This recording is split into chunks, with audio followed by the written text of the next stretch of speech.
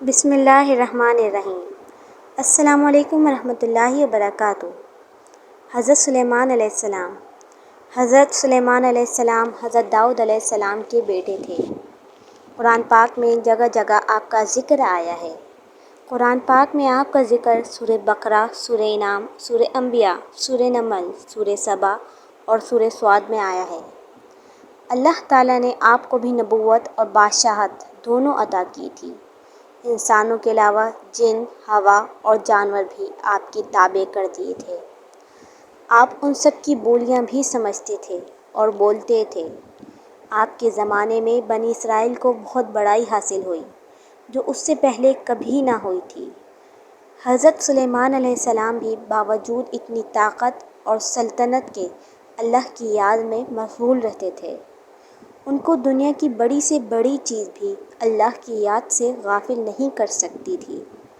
ایک دفعہ کا ذکر ہے کہ آپ اعلیٰ درجے کے گھوڑوں کو دیکھ رہے تھے۔ ان کے دیکھتے دیکھتے عصر کی نماز کو دیر ہو گئی۔ آپ نے ان کو پھر بلایا اور ان کی پنڈلیاں اور گردنیں کاٹ ڈالیں تاکہ جن کی محبت نے اللہ کی یاد سے غافل کر دیا ان کو ختم کر دیا جائے۔ ایک دفعہ کا ذکر ہے آپ اپنی فوجوں کے ساتھ تشریف لے جا رہے تھے۔ چلتے چلتے چیونٹیوں کی وادی میں پہنچے۔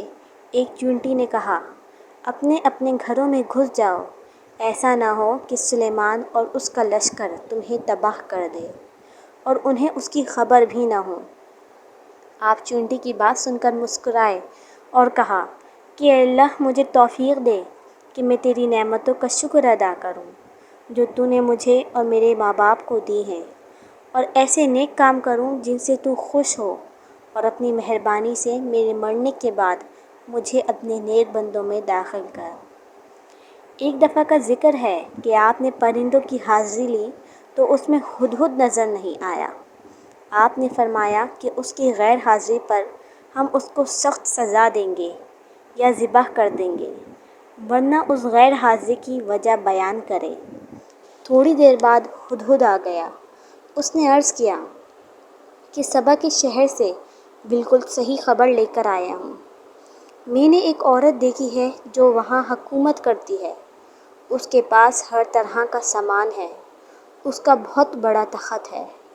ملکہ اور اس کی قوم کے لوگ سورج کو سجدہ کرتے ہیں اور شیطان نے ان کو سیدھے رستے سے روک دیا ہے۔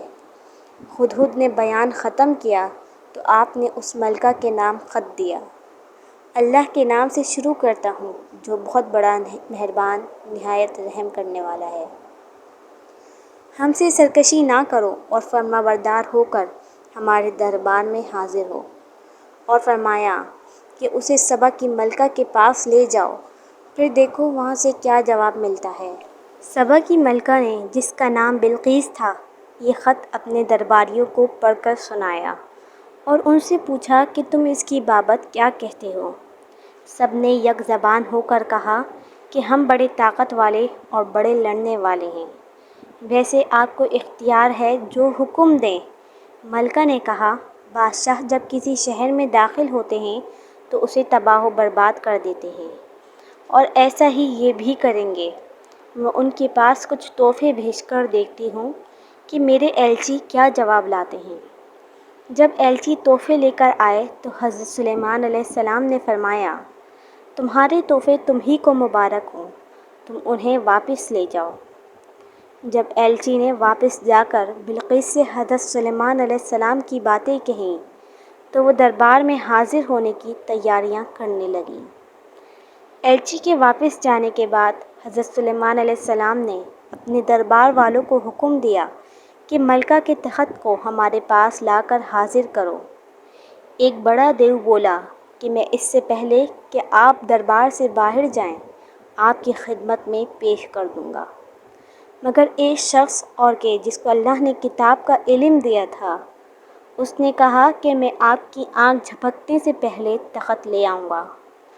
چنانچہ آپ کی خدمت میں پیش کیا گیا تو آپ نے فرمایا کہ یہ میرے اللہ کا امتحان ہے کہ میں اس کا شکر ادا کرتا ہوں یا نہیں۔ بہرحال تخت کی صورت بدل کر بچھا دیا گیا اور بلقیس آ گئی تو اس سے پوچھا کہ تمہارا تخت بھی ایسا ہی ہے؟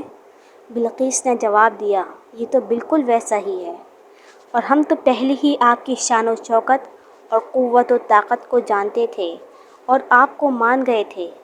جس چیز کو یہ اللہ کے سوا پوچھتی تھی اس نے اس کو اب تک سلیمان کے پاس آنے سے روک رکھا تھا۔